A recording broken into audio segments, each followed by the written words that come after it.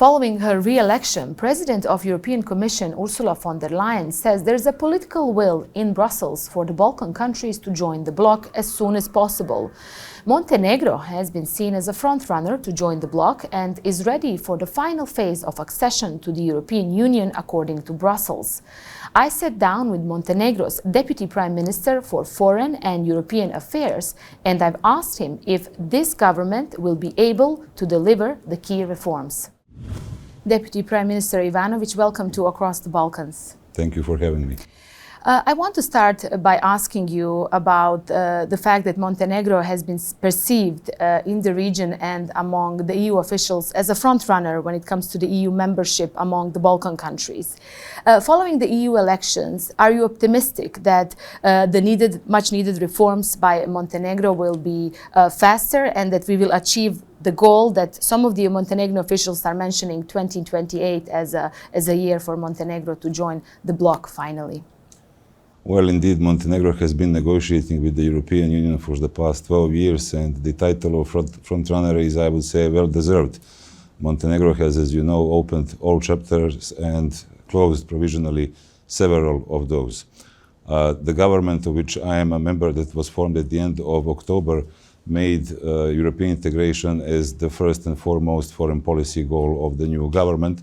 And in synergy with the Parliament of Montenegro and with other institutions, we really gave a really big contribution to the Montenegro's accession to the European Union. I would remind you that we received a positive so-called IBAR, which is Interim Benchmarks Assessment Report for negotiation chapters 23 and 24 in June this year, thus becoming the first country ever to receive the positive IBAR according to the new methodology. So this was really a milestone in our accession process.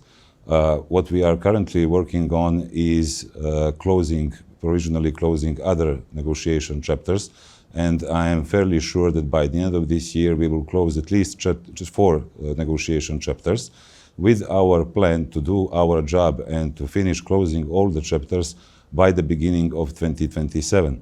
In this sense, if, of course, we do our job and if there is a political will from EU member states, that means that the goal of Montenegro becoming the member of the European Union by 2028 is absolutely realistic.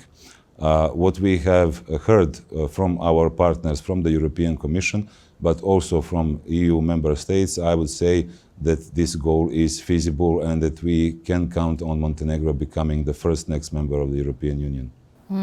And what do you see as a possible obstacles towards that goal in reaching that in 2027? In the past 4 years, Montenegro has been going through specific political dynamics, so to say, because I would recall that in 2020, Montenegro changed the government after almost 3 decades of the same political actors being in power. So it was natural for the new democratic setting that it would need some time to reach political stability.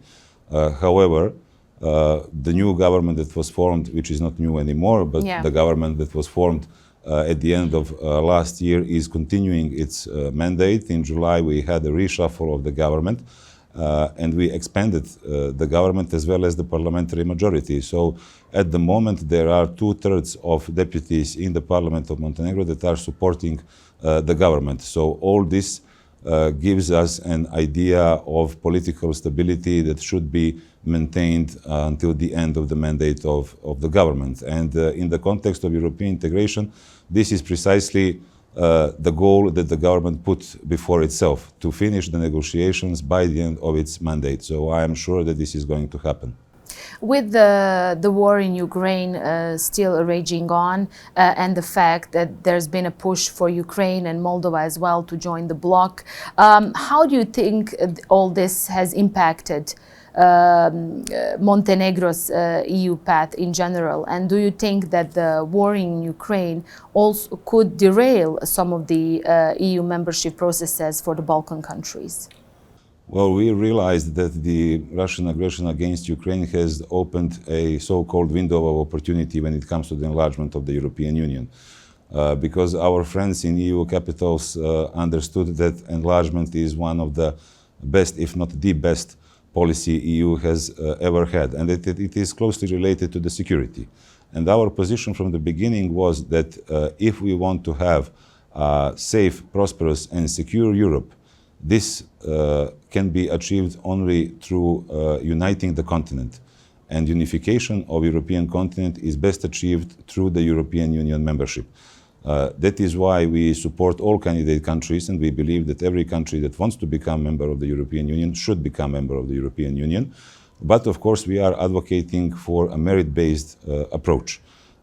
That means that while supporting all other countries on their European path, Montenegro believes in its title of the frontrunner, especially with all the results that we have achieved in the past 10 months, and thus we really believe that we should be the first next member of EU. Once we are members of the EU, we will join those EU member states that are strongly supporting enlargement, and we will give any kind of political and technical support to other candidate countries.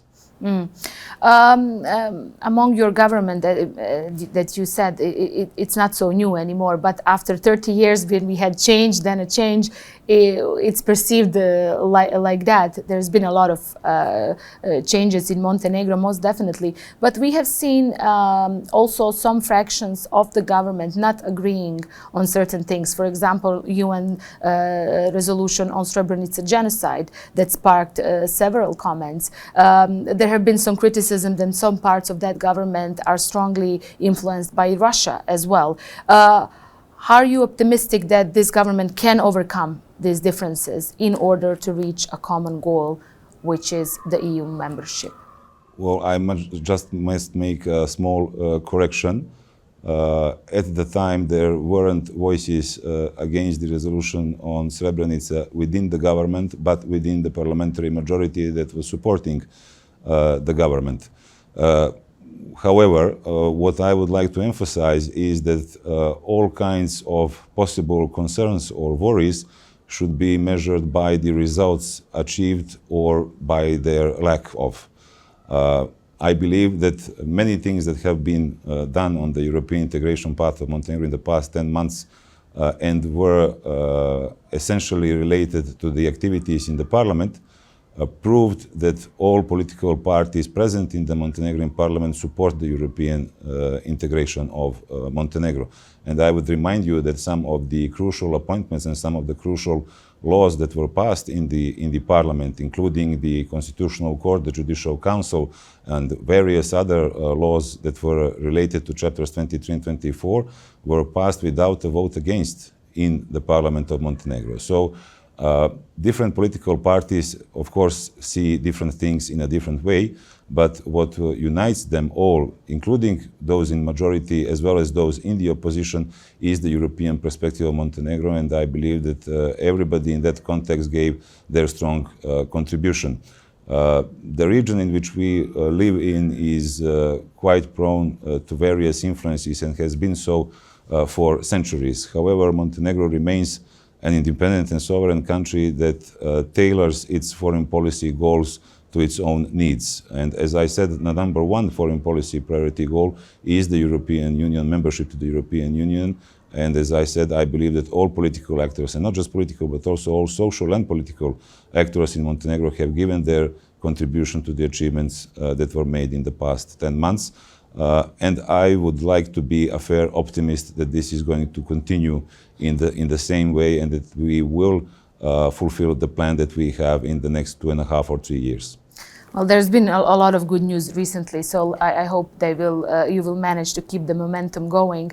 Speaking of foreign influences, the Western partners are aside, how do you think is useful for Montenegro to keep good relations with other countries like Russia, like Turkey, like China? And Montenegro is a small country. Will it be difficult to balance all that? Well, I wouldn't group the countries together, but every country should be assessed individually and the relations that we have with each of those countries. In our mind, the most important cooperation is the one that happens in the region with our immediate neighbors. After that, we want to maintain, and of course we do maintain, good relations with all the European Union member states. And I would remind you also that we are 100% aligned with common foreign and security policy of the European Union for years, and it will continue to be so. And then we also have a third circle, which is a cooperation with our NATO allies.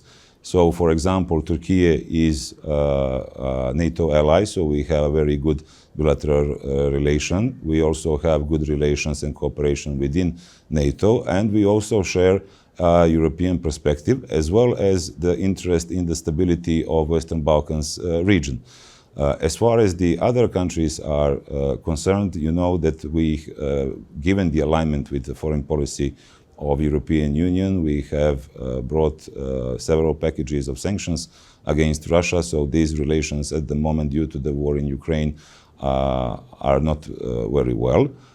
With China, we maintain friendly cooperation, and we do follow a position of the European Union, which sees China as a partner, but also sometimes as a competitor. However, we do want to develop good relations with all peaceful, like-minded countries, not just in our immediate neighborhood, but also worldwide. Deputy Prime Minister Ivanovic, it was a pleasure to talk to you, and I wish you all the best and success towards the EU membership. Let's hope that we will come to Podgorica and have a program there when you actually achieve that one day. Thank you. You will be most welcome, and thank you very much for this opportunity. Thank you. That's it for this week from me and the whole team. Thanks for watching this episode of Across the Balkans. Bye-bye for now.